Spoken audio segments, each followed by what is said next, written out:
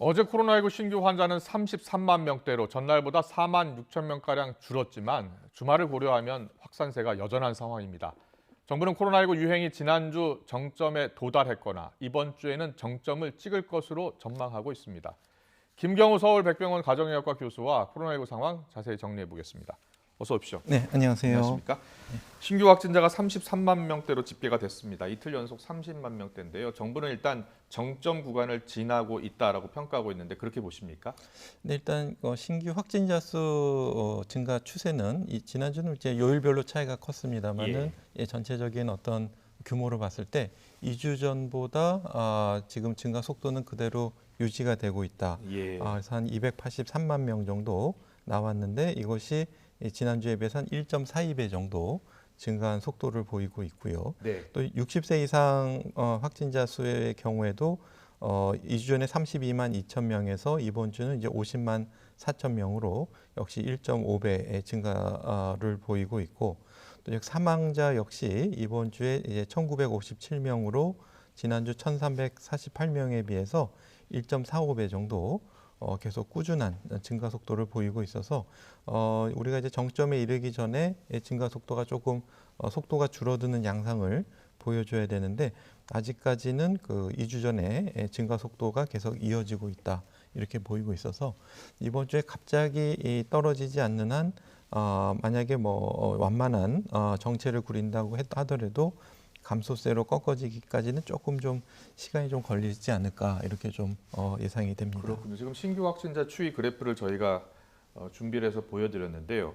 확실히 그 꺾인 모습은 보이는데 지금 교수님께서는 좀 더 지켜봐야 한다 이렇게 보시는 거네요. 네, 그래서 전체적인 어떤 평균 확진자 수로 봤을 때 지금 속도가 줄지 않고 있다. 이번 주까지는요. 그래서 그렇군요. 네, 아마 다음 주에 속도가 어느 정도 되는지를 좀 봐야 우리가 이제 꺾일 조짐이 보인다 이렇게 예상해 볼 수 있을 것 같습니다. 알겠습니다. 정부는 일단 23일부터 좀 감소할 것으로 이렇게 전망하고 있는데 지금 추세를 보면 좀 더 이어질 수 있다 이렇게 이해하면 되겠군요.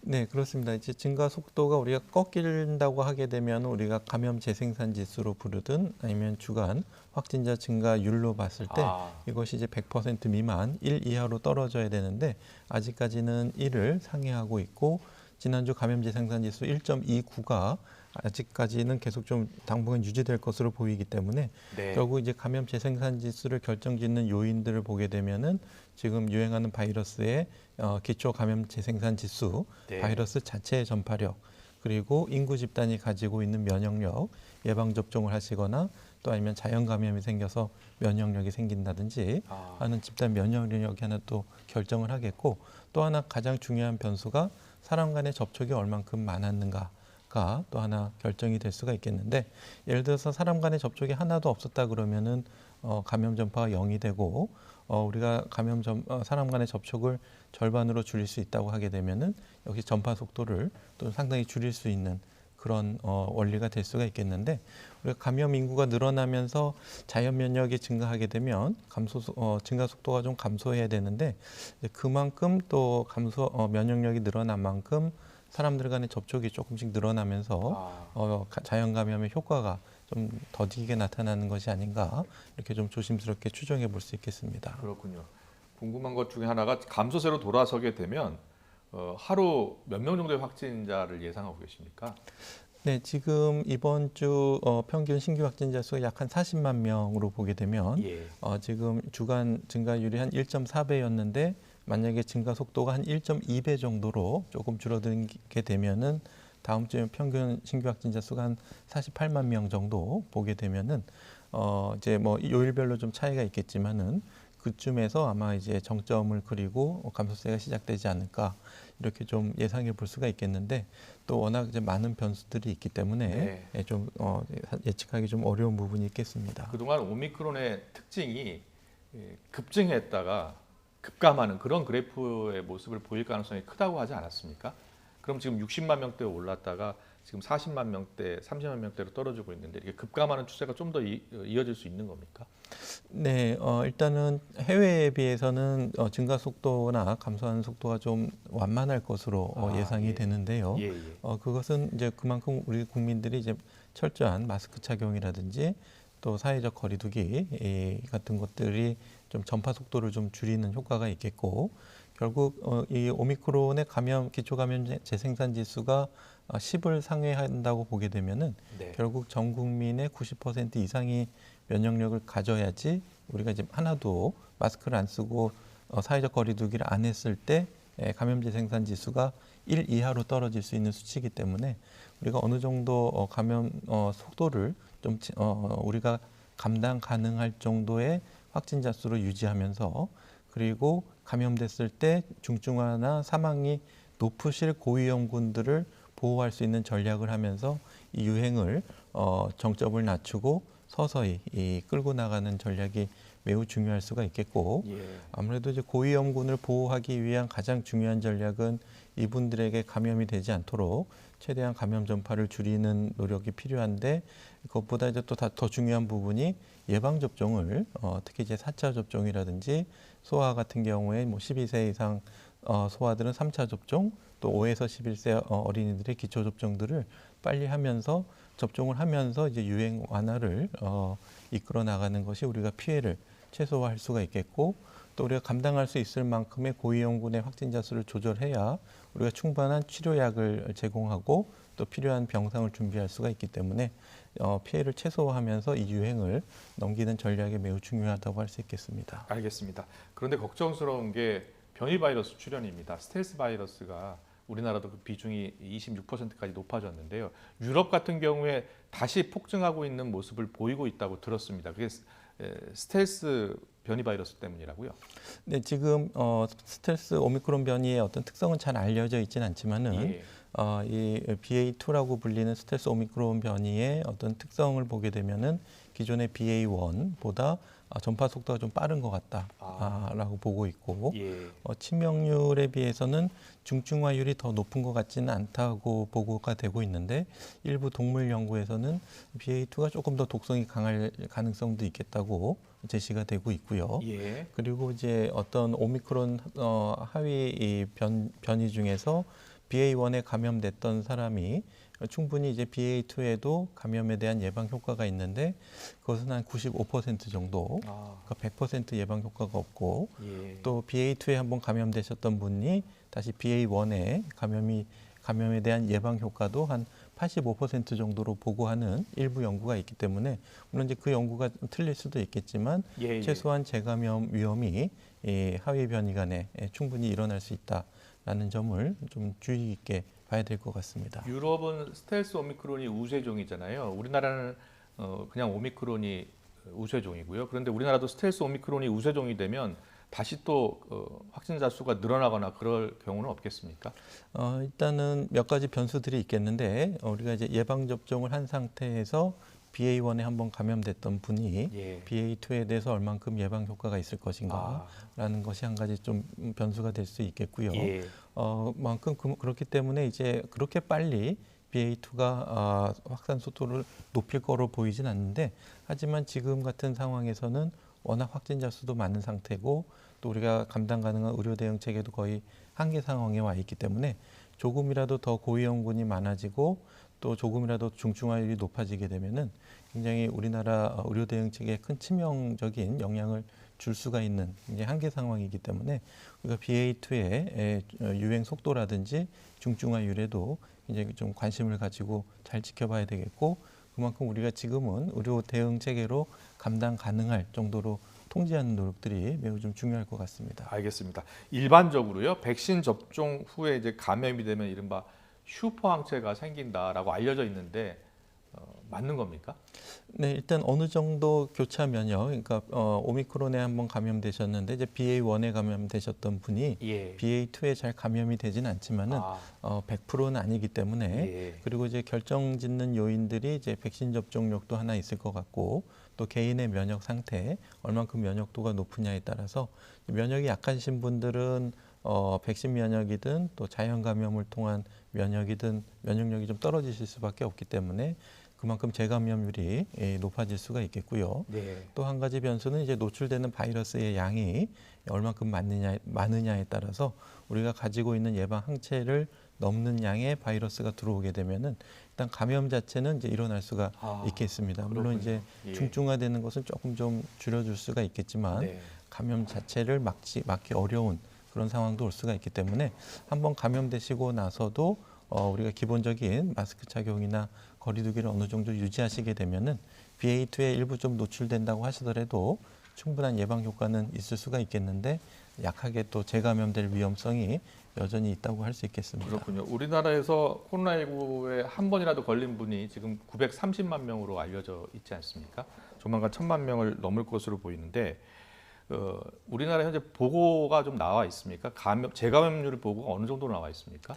네, 지금 이제 사실 재감염률을 보게 되면은 여러 가지 변이 바이러스별로 차이가 좀 있을 수가 있기 때문에요. 예, 그래서 일단 델타에 감염되셨던 분들은 물론 이제 오미크론에 대해서 재감염되는 확률이 높아지게 되고 또 백신을 안 맞으신 분이 델타에 감염됐다가 오미크론에 감염되는 것하고 또 백신을 맞으셨는데 델타에 감염됐다가 오미크론에 감염되는 것과는 차이가 매우 크기 때문에 네. 한번 감염이 되시고 돌파 감염이 한번 백신을 맞으시고 돌파 감염이 생기신 분들은 다른 변이에 대해서도 그만큼 예방 효과는 더 높아지는 것으로 알려져 있는데요. 네. 이제 우리가 이제 재감염률을 보기 위해서는 사실은 그분이 감염된 바이러스가 어떤 것인지 유전자 분석을 해야지 좀 정확하게 알 수가 있는데 일단은 지금은 전체 확진자 중에서 이제 어느 정도 재감염이 됐는지 또 이것이 이제 재감염인지 아니면 남아있는 바이러스가 다시 재검출된 것인가에 구별이 좀 어려울 수가 있기 때문에 지금 일부 통계에서는 재감염률이 보고되고 있는데 이것이 이제 델타와 오미크론 간의 어떤 재감염인지까지는 바이러스별로 재감염률이 다 다르단 말씀이시죠? 다를 수가 있는데 지금 통계로는 그걸 좀 구분하기 어려운 그런 통계가 될 수 있겠습니다. 그렇군요. 그러니까 결국은 확진 후 회복된 분들도 방역 수칙을 잘 지키는 게 중요하겠네요. 네, 그렇습니다. 알겠습니다. 네. 그리고 내일부터 거리 두기가요 다소 완화됩니다. 어떻게 완화되는지 관련 발언을 듣고 또 이야기 나누겠습니다. 다음 주 월요일부터 2주간 사적 모임 인원 기준을 종전의 6명에서 8명으로 조정하기로 하였습니다. 정부는 오미크론 특성을 고려하여 확진자 억제에서 중증과 사망 최소화로 목표를 전환하고 방역과 의료체계 개편을 점차 재편하고 있습니다. 이에 따라 거리두기의 효과성과 효율성이 저하되고 있습니다. 거리두기에 대한 불만도 점차 커지고 있는 상황이 되겠습니다. 자영업자와 소상공인분들께서는 상당히 어려움도 있고 또한 일반 국민께서도 많은 불편함을 감수를 하고 계십니다. 다만 전면적으로 거리두기를 완화하기에는 아직은 불확실성이 있습니다. 네, 거리두기에 대한 국민적인 피로감, 특히 소상공인들의 어려움을 이제 반영한 그러한 완화인데요. 확실히 이제 확산 억제보다는 치료에 집중하는 그런 방역이죠. 네. 네, 그렇습니다. 그래서 지금 사람 간의 접촉을 줄이는 것이 지금 우리가 유행을 통제할 수 있는 방법인데 오미크론이 워낙 기존의 면역 회피력도 높고 전파 속도도 빠르기 때문에 기존의 거리두기가 좀 효과적이지 않을 수가 있지만 그래도 여전히 감염자분의 어떤 접촉을 제한하고 또 사람들이 특히 이제 마스크를 벗는 다중이용 공간에서의 접촉을 좀 줄이고 밀폐도를 낮추는 노력들이 감염 확산 속도를 좀 줄일 수 있는 그런 중요한 요인인데 문제는 그 과정에서 이제 소상공인 자영업자분들이 많은 경제적인 피해를 입고 계시기 때문에 우리가 이런 지금 우리가 출입 명부도 폐지하고 또 방역 패스도 지금 폐지되어 있는 상황인데 제 개인적인 아쉬움은 이제 그런 소상공인 자영업자의 업장을 좀 영업을 제한을 해제해주면서 대신에 이제 우리가 감염자나 접촉자는 그런 해당 다중이용시설을 이용하지 못하도록 이렇게 하는 조치를 하면서 좀 어느 정도 좀 영업을 좀 제한하는 방법이 어땠을까 하는 개인적인 아쉬움이 있는데요. 일단은 지금 유행 상황에서 많은 분들이 백신을 최대한 좀 더 맞아서 유행이 된다고 하더라도 좀 최소한 피해를 좀 최소화하는 것이 필요하겠고 특히 이제 고위험군 같은 경우에 지금 예방 접종이 지금 한참 시작하려고 하고 있는 시점이기 때문에 우리가 이분들이 예방 접종을 충분히 맞고 보호를 받을 때까지는 우리가 지금 현재의 확산 속도를 좀 최대한 통제하는 것들이 필요할 것 같고요. 특히 이제 지금 고위험군 같은 경우에는 굉장히 백신 접종을 3차까지 안 맞으신 분들이 굉장히 좀 많이 계셔서 이런 분들이 또 중증화로 진행되는 경우가 많기 때문에 아직 예방 접종이 꼭 필요한 기저질환 고위험군 분들은 기초 접종이든 3차 접종이든 4차 접종이든 좀 최대한 맞으셔서 이번 유행에서 이제 중증화나 사망으로 가는 피해를 좀 최소화하는 전략들이 매우 중요할 것 같습니다. 예, 알겠습니다. 여러 가지 지표 가운데 사망자 지표가 걱정입니다. 오늘 발표된 사망자 수가 327명인데 역대 두 번째로 많은 상황입니다. 위중증 환자도 예상보다 크게 늘고 있고요. 정부는 우리나라 방역 체계가 충분히 감당 가능하다라고 하는데 또 의료 현장에서는 그렇게 보지 않는 분들도 많더라고요. 지금 상황이 어떤 겁니까? 네, 지금 의료 현장은 특히 이제 확진되신 분들이 이제 의료적인 어떤 도움 서비스를 받을 때 네. 우리가 기존의 어떤 코로나19 환자분들을 위한 중등증 전담 병원들은 많이 만들었는데 문제는 2차 병원급이기 때문에 우리가 3차 병원급의 어떤 심내혈관 질환이라든지 암이라든지 이런 기저질환이 있는 분들을 충분히 치료하기 좀 어려운 상황이 되어 있고 예. 그건 이제 의료 현장뿐만 아니라 이제 환자분들과 환자분들의 가족이 상당히 좀 많은 어려움을 느끼시고 계시고 예. 또 이제 코로나로 확진되기 전에 우리가 응급실이 진료가 필요하신데 응급실에 이제 격리 병상이 없는 경우에 또 굉장히 빨리 해당 진료 서비스를 받지 못하고 먼 거리까지 가셔야 되는 상황이 현재 지금 굉장히 악화되고 있기 때문에 굉장히 한계적인 상황이다라고 봐야 될 것 같고 예. 아마도 이제 이번 주는 이제 일평균 사망자가 400명 이상 나올 수 있는 그러니까 300명에서 500명 이상 나올 수 있는 그런 좀 엄중한 상황이라고 봐야 될 것 같습니다. 그렇군요. 중환자 병상 가동률도 67%대인데요. 일부 지역, 그러니까 광주 같은 경우에는 병상 가동률, 중환자 병상 가동률이 90%에 육박하고 있거든요. 지금 포화 상태인 곳이 잇따르고 있는데 대책은 없겠습니까? 지금 일단 중환자 위중증 환자를 볼 수 있는 중환자 음압 격리 병상에서만 보기에는 이미 좀 한계에 다다랐기 때문에 일반 중환자 병상, 특히 이제 코로나19뿐만 아니라 동반된 다른 질환도 함께 진료할 수 있는 그런 병상을 확보하는 것이 매우 중요할 것 같고 우리가 음압 격리까지는 우리가 갖추지 못한다고 하더라도 효율적인 최소한의 격리를 통해서 이런 중환자분들이 좀 진료받을 수 있는 그러한 공간을 확보하는 노력들이 매우 좀 현재로서는 할 수 있는 방법일 것 같습니다. 교수님이 계신 백병원 상황은 어떻습니까?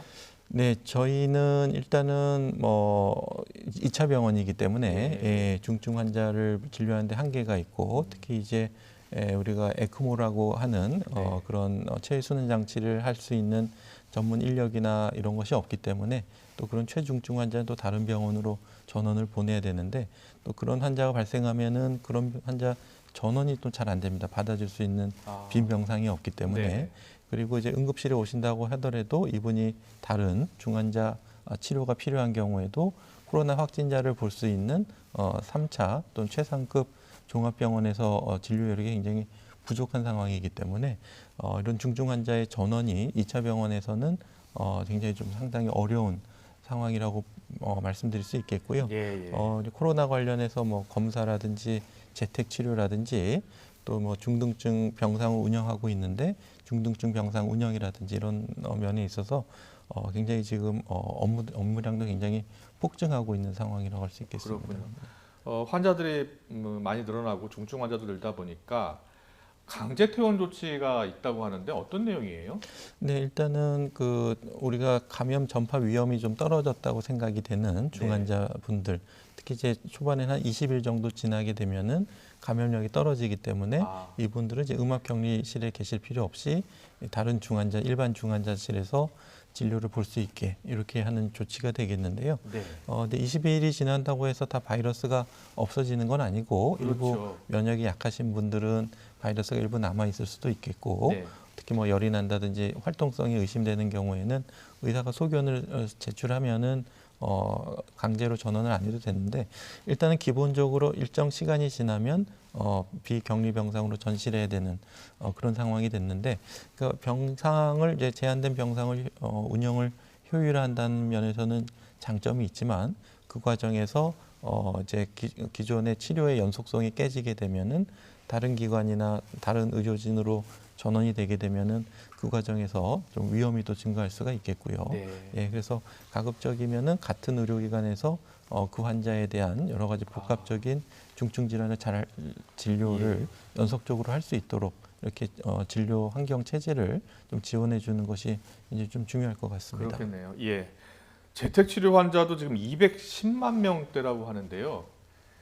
이게 가능한 수준입니까? 너무 감당하기 어려운 수준 아닙니까? 어떻습니까? 네, 감당하기 어려운 수준입니다. 예, 특히 이제 재택 치료를 할 수 있는 의료기관의 증가 속도는 매우 더딘 데 비해서 그러니까요. 예, 집중관리군, 특히 이제 60세 이상 또 아니면 기저질환을 가지고 계신 분들의 확진자 증가 속도는 굉장히 기하급수적으로 뭐 주당 1.6배씩 증가하고 있기 때문에 한 의료기관에서 감당해야 할 집중관리군이 굉장히 많이 증가한 상태이기 때문에 네.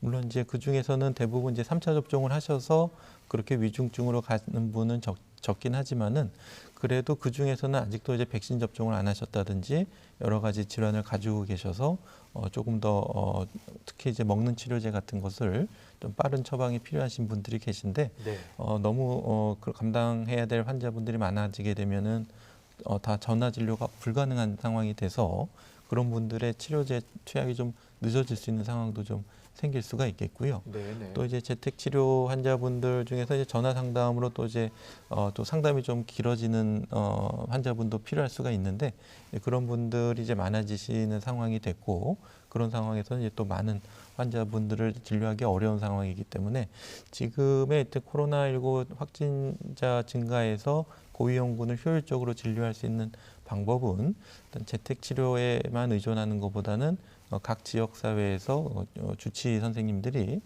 적극적인 이제 대면 진료라든지 또 아니면 자기가 맡은 환자를 좀 최선을 진료해 주시면서 이 고위험군 환자분들을 각 지역 가까운 데로 좀 분산하는 이런 전략이 중요할 것 같아서 재택 치료 말고 가급적이면 이제 대면 진료를 할 수 있는 주치의와 연결해 주는 그런 전략이 좀 굉장히 좀 필요할 것 같습니다. 그렇군요. 앞서 이제 치료제 이야기 해주셨는데 화이자 먹는 치료제 물량이 크게 부족하다고 하는데 현실이 어떻습니까?